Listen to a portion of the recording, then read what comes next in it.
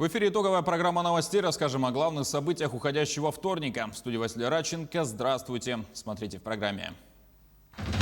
Весеннее половодье на территории Якутии может пройти с отклонением в худшую сторону от параметров прошлых лет. Спортивные учреждения и комплексы возвращаются к нормальной деятельности после указа главы Якутии о послаблении ограничительных мер. Жители Ленска задали вопросы депутату Госдумы Галине Данчиковой. Что интересует ленчан и какие ответы они получили. В Нерюнгринском медколледже стартовал отборочный этап 7-го национального конкурса «Обилимпикс». Республиканский год здоровья Алданская ЦРБ встретила передачей символических кубков.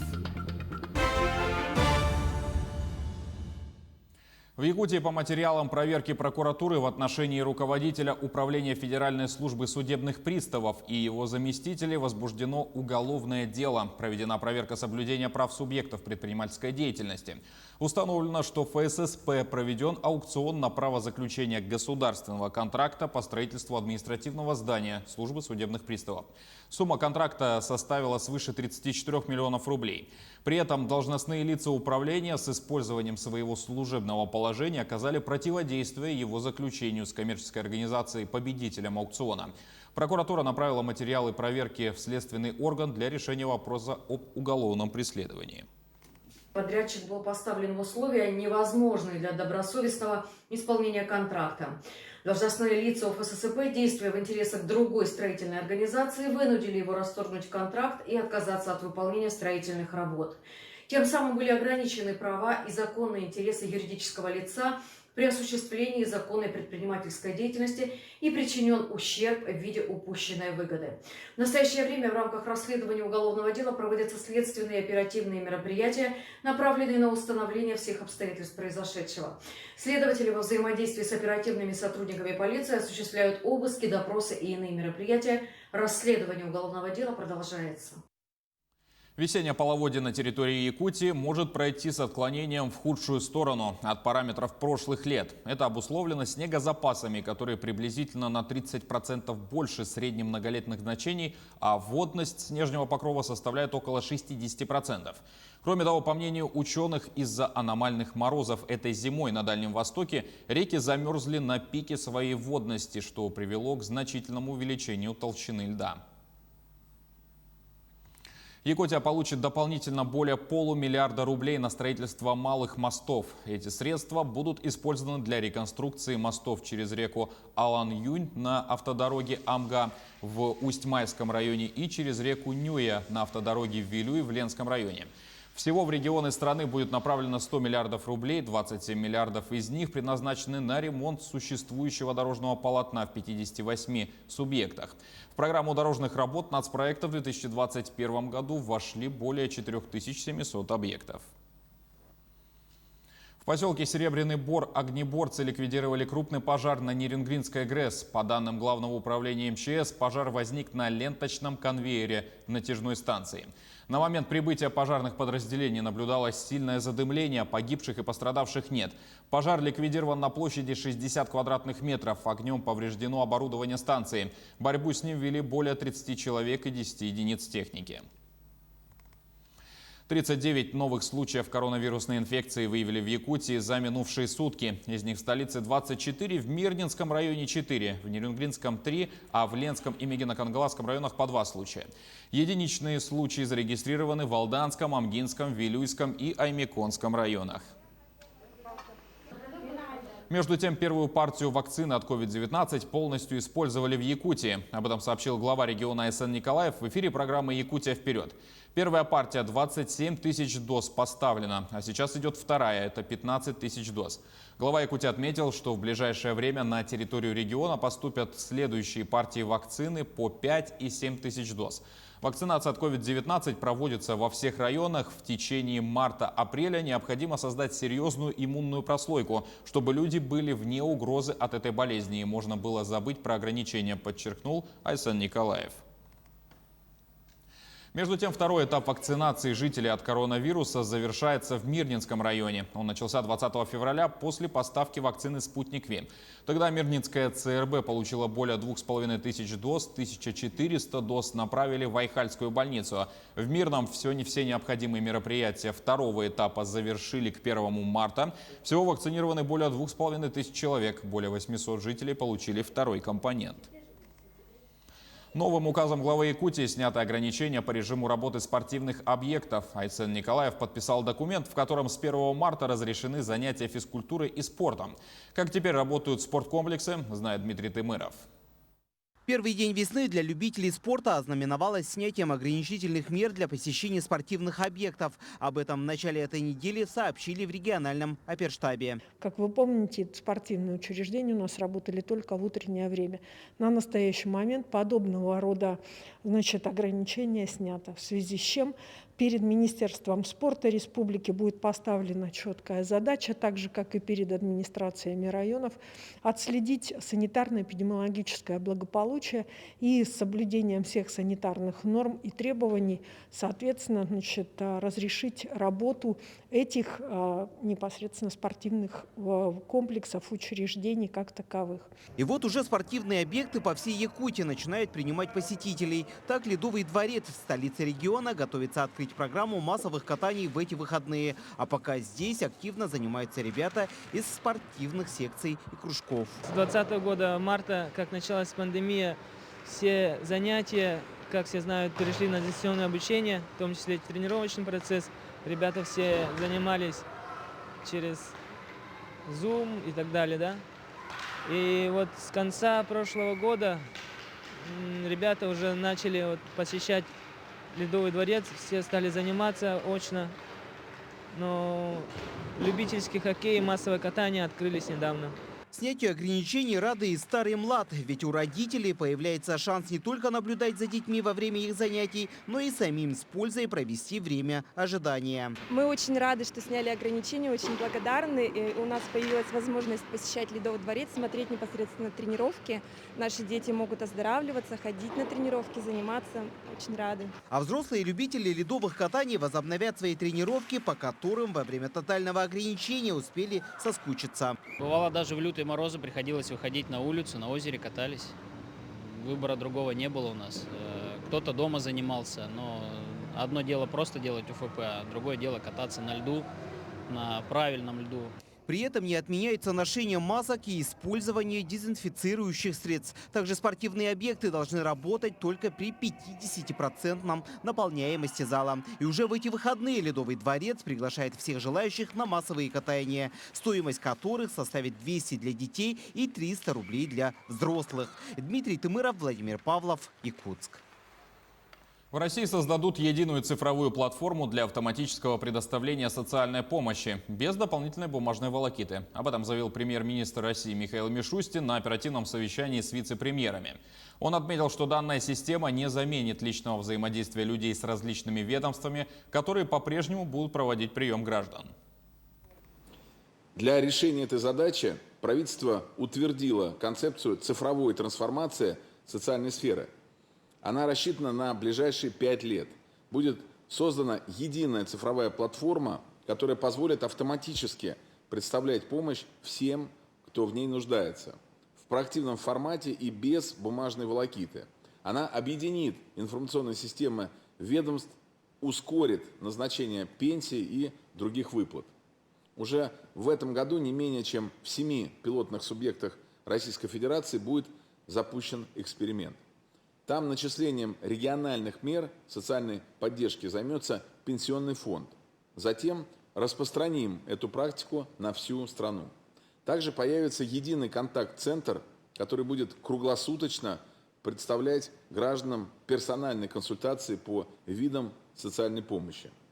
Кроме того, с текущего года во всех регионах опекуны и законные представители смогут оформлять пособия на своих подопечных в электронном виде через портал государственных услуг, без личного присутствия и бумажных документов, как это требуется сейчас. Вырастет число дистанционных сервисов и для инвалидов, прежде всего тех, которые касаются медико-социальной экспертизы. Это лишь часть мероприятий, которые предусмотрены концепцией. В течение 5 лет вся система социальной помощи перейдет в электронный формат. Жители Ленска в режиме видеоконференц-связи задали вопросы депутату Государственной Думы Галине Данчиковой. Что интересует ленчан и какие ответы они получили, расскажет Светлана Балеева. Галина Данчикова в течение 2 часов отвечала на вопросы ленчан. В основном жителей волновали проблемы ЖКХ. Первой Галине Данчиковой обратилась жительница Ленска с просьбой помочь решить сложную ситуацию с выплатой компенсации за аварийное жилье своему внуку, который является сиротой. Я вас очень прошу помочь моему внуку в получении денежной компенсации за аварийное жилье, потому что очень дорого платить за жилье, в котором больше 5 лет никто не проживает. Очень дорогое отопление. Ольга Экоби пожаловалась депутату на проблемы, постоянно возникающие в ее новой квартире, полученной по программе переселения из аварийного и ветхого жилья, которые происходят по вине недобросовестного застройщика. Мы в 2016 году получили квартиру по сносу. Сейчас в этой квартире невозможно жить, потому что я уже 2 раза за 4 года сделала ремонт. Там бежит крыша, я добиться ничего от кого не могу. И почему-то канализация до половины доведена в квартире, а половины нету. Дома вонищик стоит невозможное. Маленький ребенок. Все гниет. Окна гниют. Балкон вообще непонятно, что происходит. Там коррозия непонятно что. Я не знаю, что делать. Этот вопрос Галина Данчикова обещала отработать с главой города и застройщиками завтра, во время своего приезда в Ленск. Все остальные обращения депутат перенаправила по отраслевым министерствам и, конечно, будет вести свой непосредственный контроль за каждым из них. Светлана Балеева, Виталий Андреев, Ленск.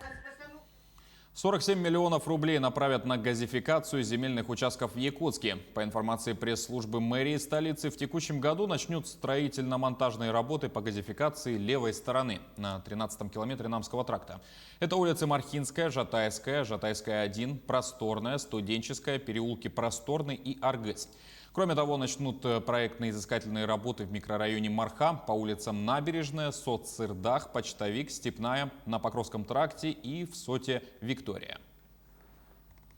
А в Нерюнгри до 2025 года планируют расселить более 70 тысяч квадратных метров аварийного жилья. Об этом сообщил глава региона в эфире программы «Якутия вперед». Айсан Николаев отметил, что первый этап программы прошел с некоторыми проблемами и нарушениями, однако второй этап реализации, который проходит сейчас, выполняется успешно. Определены новые даты, когда проведут всероссийскую перепись населения. Основной этап пройдет с 23 августа по 30 сентября этого года. На отдаленных и труднодоступных территориях перепись пройдет с 1 апреля по 20 декабря.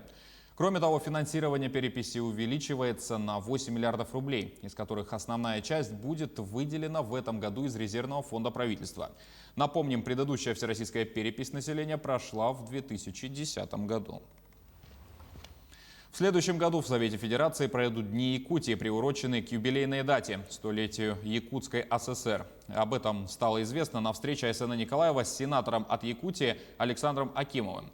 Сенатор проинформировал главу региона об итогах работы Комитета по федеративному устройству, региональной политике, местному самоуправлению и делам Севера, а также Совета по Арктике и Антарктике, который он возглавляет. Одним из основных стали и вопросы финансирования ряда инфраструктурных объектов в Якутии, требующие поддержки на федеральном уровне. Это строительство дорог и мостов, капремонт наземной инфраструктуры, малых аэропортов в северных районах, целевая программа «Дети Арктики» и другие. Мы с Айсеном Сергеевичем Николаевым обычно год несколько раз встречаемся, обсуждаем проблемы, над которыми нам совместно работать в Совете Федерации, в Федеральном собрании, в федеральных министерствах, ведомствах. И мы договорились, что с этого года мы начнем подготовку тех принципиальных вопросов, по которым сегодня республика нуждается по государственной поддержке правительства Российской Федерации, Совета Федерации. Якутск – столица тотального диктанта. В СВФУ сегодня прошло рабочее совещание с участием рабочей группы по организации тотального диктанта в Якутске. По итогам заседания была установлена программа мероприятий, которая пройдет в столице в рамках тотального диктанта в этом году. Это мастер-классы, открытые лекции и публичные мероприятия для всех любителей русского языка. Также в Якутск будет приглашен автор тотального диктанта Дмитрий Глуховский. Самое главное, что уже завтра будет подписано соглашение между Фондом поддержки языковой культуры граждан «Тотальный диктант» и СВФУ об организации и проведении добровольной, общедоступной, бесплатной просветительской акции.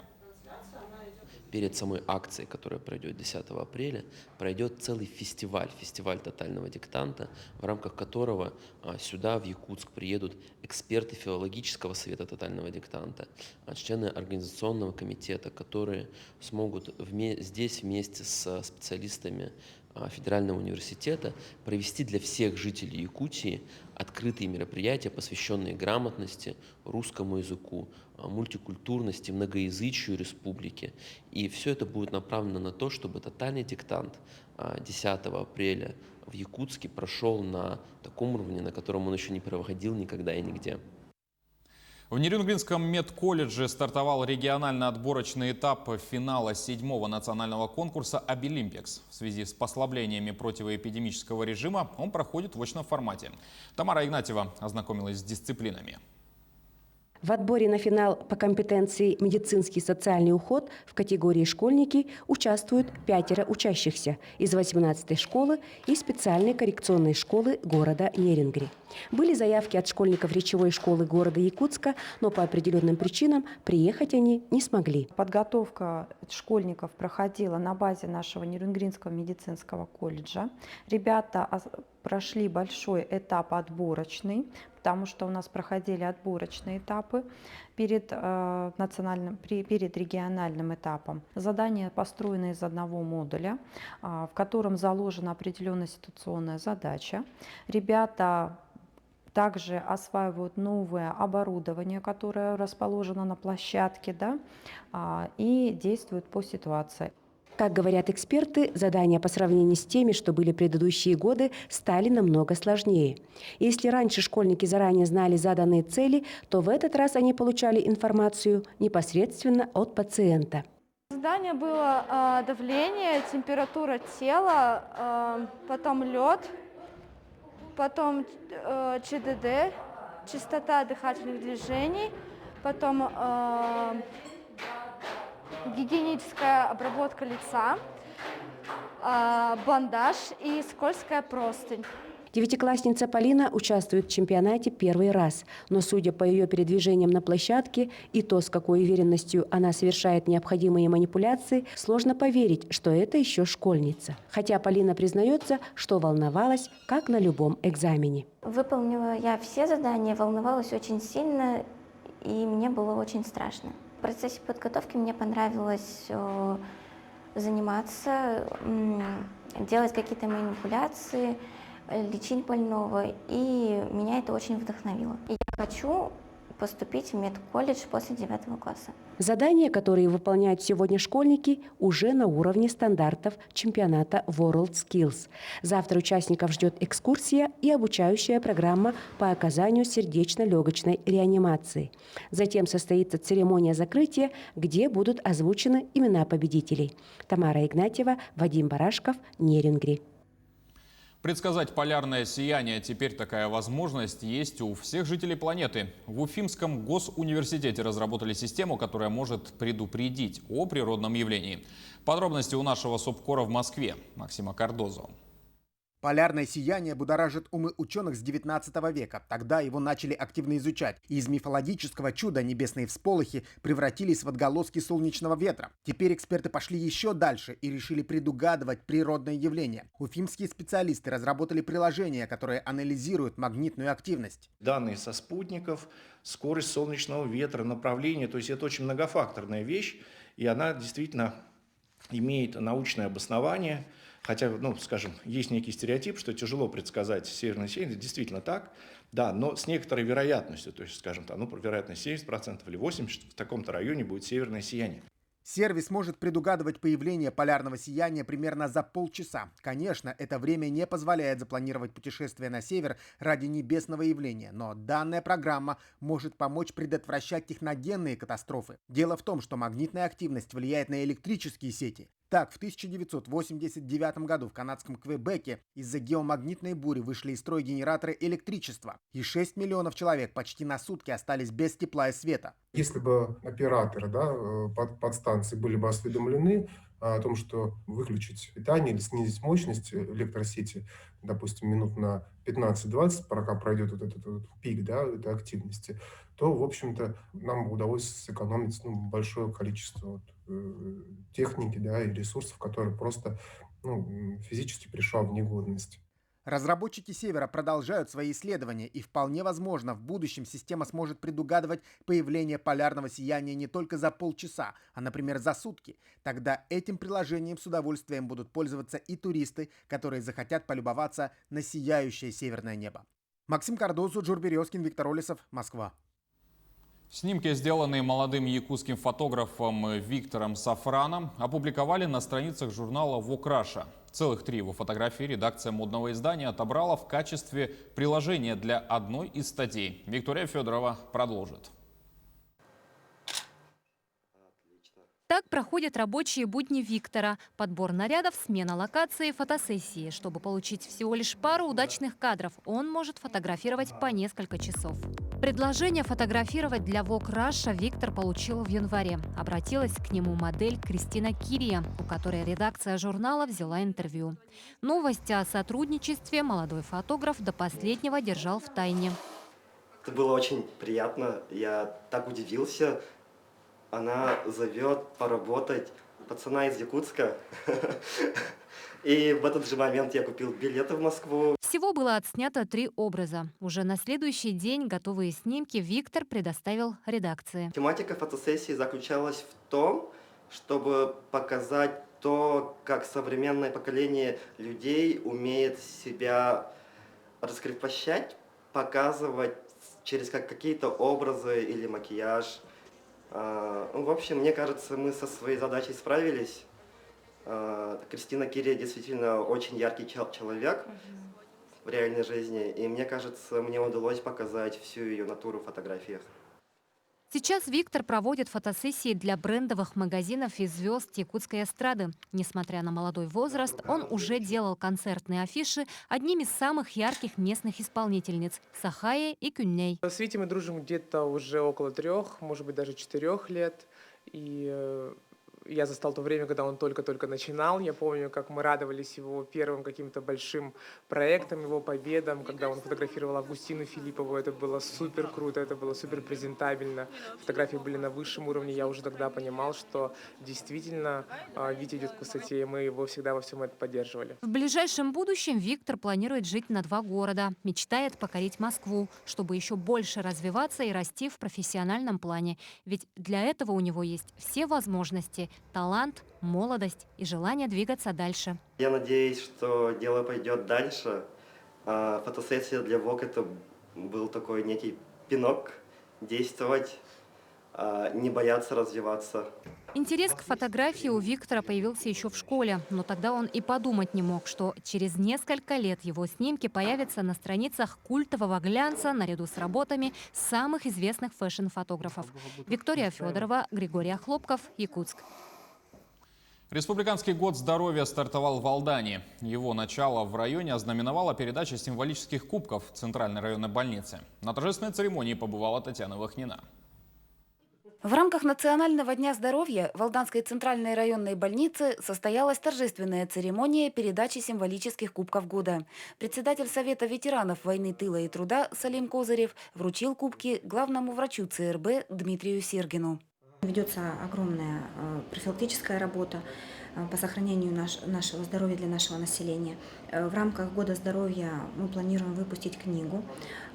Каждый год мы выпускаем книгу, связанную с тем годом, который объявлен в Алданском районе. И она, конечно, будет посвящена в большей степени медицинским работникам и истории нашего здравоохранения. В республике и в Алданском районе минувший 2020 стал годом памяти и славы. Поддержка поколением победителей оказывается постоянно, а работа по сохранению памяти велась, ведется и будет вестись. Я уже отработал 12 лет на этой работе.